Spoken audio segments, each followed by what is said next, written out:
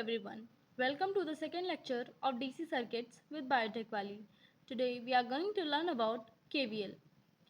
KVL stands for Kirchhoff's voltage law. इसे हम दो और नाम से जान सकते हैं, Kirchhoff's second law और Kirchhoff का loop law.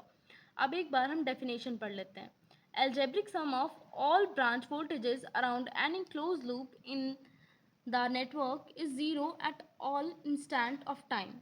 यानी कि किसी भी टाइम पर अगर हम किसी भी ब्रांच में जा रही मतलब एक सर्किट के किसी भी ब्रांच में आई और गई हुई वोल्टेजेस का सम करेंगे तो वो इक्वल होगा ज़ीरो के. इसी को बोलते हैं हम किरचॉफ का वोल्टेज लॉ.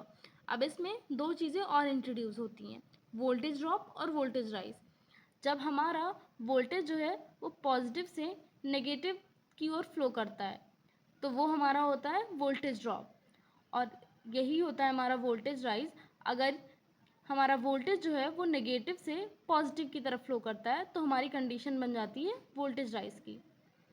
ये एक बहुत ही एसेंशियल मेथड है जिसे हम यूज़ करते हैं अपनी सर्किट इक्वेशंस बनाने में.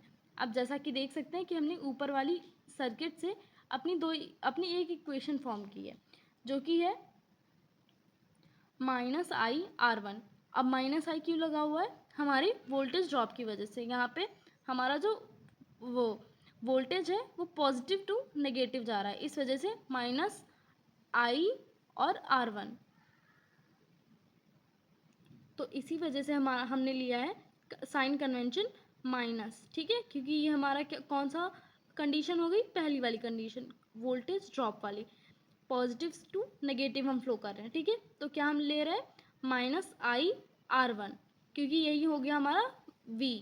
वोल्टेज को हम ऐसे ही रिप्रेजेंट कर सकते हैं ओम्स लॉ के थ्रू, V = IR. ठीक है, अभी इसे हम डिटेल में आगे समझेंगे. और ऐसे ही हमने लिया है -IR2, ऐसे ही हमने ले लिया है -IR3. अब E2 और E1 क्या है? E2 हमारा वोल्टेज 2 है, E1 हमारा वोल्टेज 1 है. ठीक है, अब हम यहाँ पे साइन कन्वेंशंस देख लेते हैं. हमारा E1 जो है वो -2 प्लस जा रहा है, यानी कि हमारी वोल्टेज राइज की कंडीशन आ गई, और यहाँ पे हमने साइन कौन सा लिया है? प्लस का लिया है. ठीक है, और जो हमारा E2 है वो क्या हो रहा है? वो प्लस से माइनस की तरफ आ रहा है, इस वजह से हमने कौन सा साइन लिया है? माइनस साइन लिया है. ठीक है, that's all for today. Let's meet up next time.